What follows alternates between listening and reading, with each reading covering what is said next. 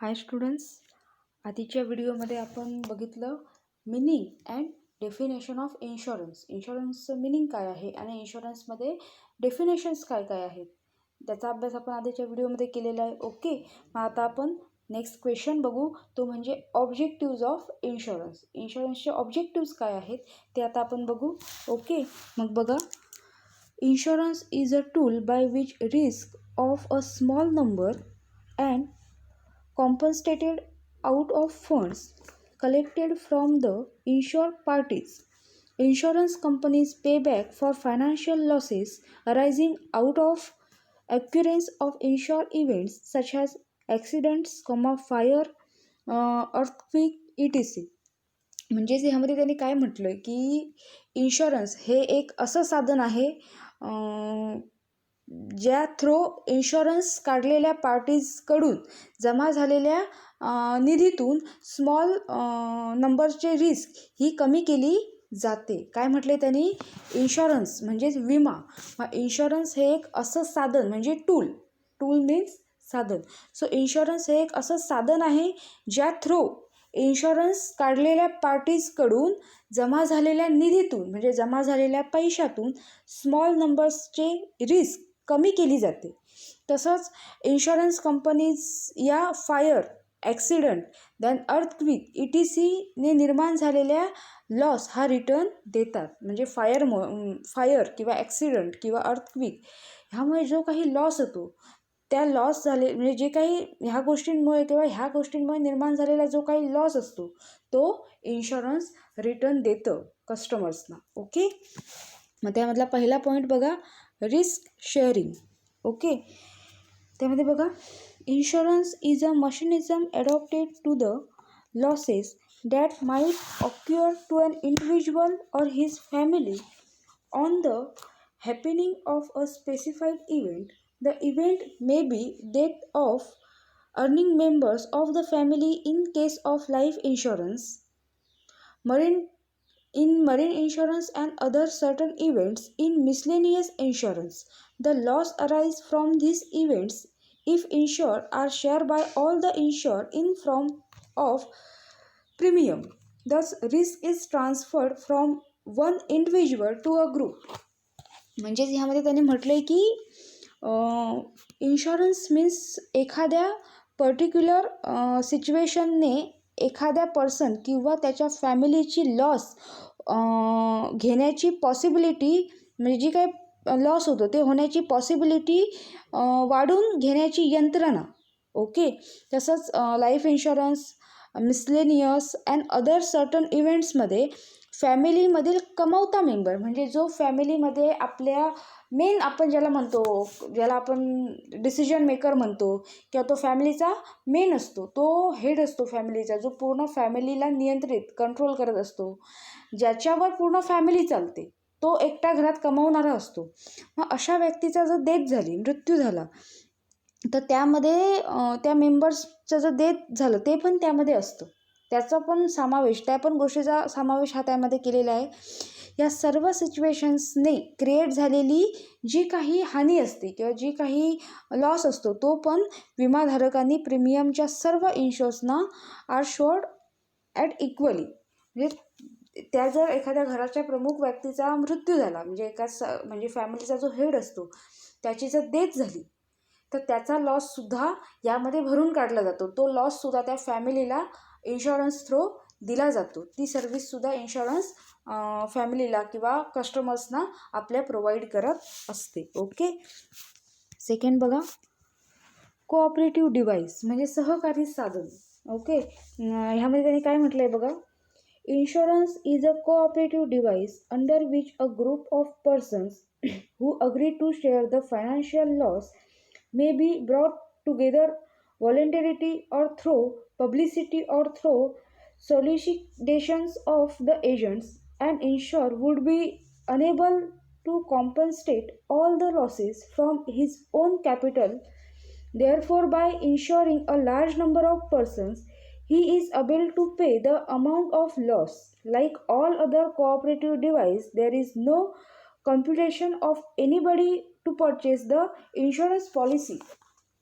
म्हणजे कोऑपरेटिव्ह डिव्हाइसमध्ये त्यांनी काय म्हटलं आहे की इन्शुरन्स हे एक कोऑपरेटिव्ह डिव्हाइस आहे ज्याच्या अंतर्गत फायनान्शियल लॉसमध्ये पार्टिसिपेट होण्यास सहमत असणाऱ्या पर्सन्सना ग्रुप व्हॉलेंटरिटी और पब्लिसिटी थ्रो किंवा एजंट्सच्या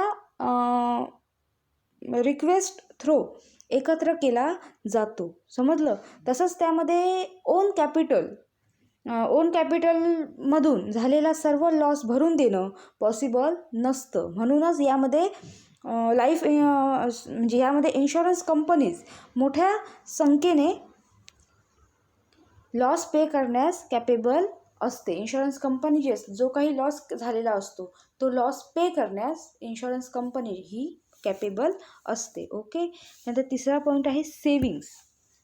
त्यामध्ये बघा, insurance is a saving device, particularly the life insurance. The claim is certain in case of life insurance, while it is not certain in general insurance.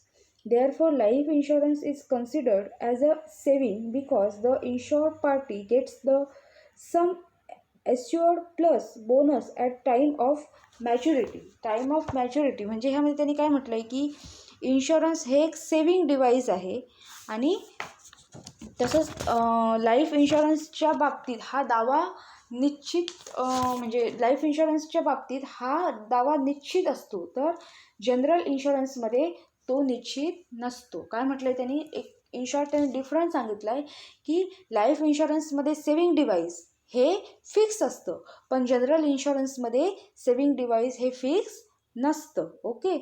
म्हणूनच life insurance saving म्हणून मानली जाते. Life insurance जी आहे ती saving म्हणून मानली जाते, कारण तो जो वरती डिफरंट त्यांनी सांगितला तो की लाईफ इन्शुरन्समध्ये सेविंग डिव्हाइस हा फिक्स असतो, पण जनरल इन्शुरन्समध्ये तो फिक्स नसतो. ओके.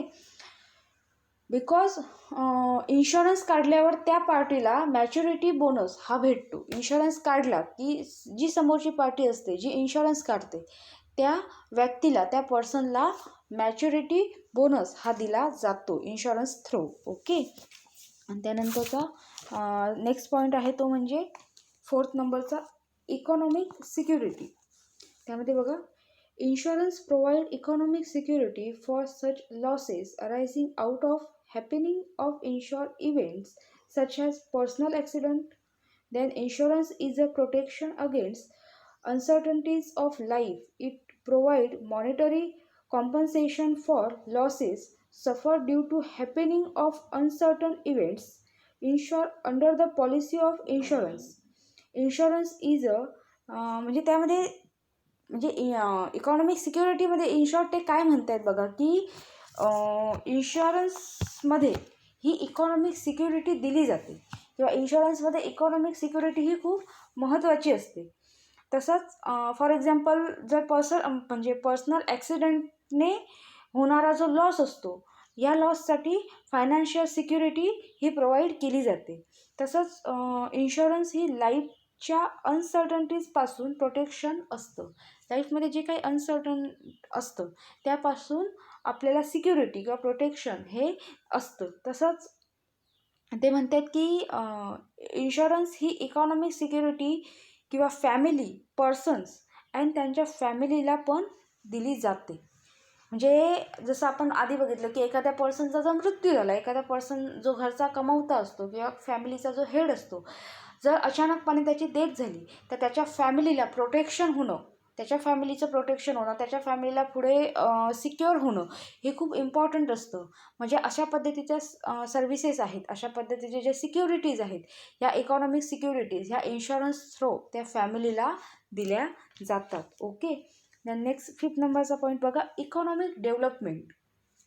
त्यामध्ये बघा, one of the most important factors contributing to the process of economic development is the capital formation. The relationship between capital formation and insurance service in both the developed and developing economic of the world has been quite prominent and not worth. म्हणजे ह्यामध्ये त्यांनी economic डेव्हलपमेंटमध्ये ते काय म्हणत आहेत की capital फॉर्मेशनमध्ये economic development हे एक खूप इम्पॉर्टंट फॅक्टर आहे. तसंच capital formation and insurance service यांचा वर्ल्डमधील डेव्हलप अँड डेव्हलपिंग यांच्यातील रिलेशनशिप, डेव्हलप अँड डेव्हलपिंग म्हणजे विकसित आणि विकसनशील. ओके, मग डेव्हलप्ड अँड डेव्हलपिंग यातील रिलेशनशिप खूपच प्रॉमिनंट अँड नोटवर्थ आहे. ओके, म्हणजेच प्रख्यात आणि उल्लेखनीय आहे. त्याचप्रमाणे सेविंग्स ही सेविंग सेक्टरमध्ये म्हणजे सेविंग्स जी आहे ही सेविंग सेक्टरमध्ये कंट्रीतील एक खूप इम्पॉर्टंट पार्ट आहे. आपल्या कंट्रीमध्ये सेविंग सेक्टर हा एक खूप इम्पॉर्टंट पार्ट असतो. ओके, आणि त्यांनी लास्ट म्हटलं आहे कॅपिटल फॉर्मेशन. ओके, त्यामध्ये बघा capital formation is an increase in the capital stock of a country consisting of plant machinery. पुढे म्हटले त्यांनी equipments, tools, factors, buildings, raw materials etc. Capital has always been regarded as a means of increasing production in the economy and thereby contributing to future stream of income to economy as a whole. म्हणजेच ह्यामध्ये त्यांनी काय म्हटलं आहे की capital formation ही plant, machinery, परत त्यांनी काय म्हटलं आहे इक्विपमेंट्स, टूल्स म्हणजे साधने, factory, building, raw material etc. ह्या कंट्रीच्या कॅपिटलमध्ये वाढ होते.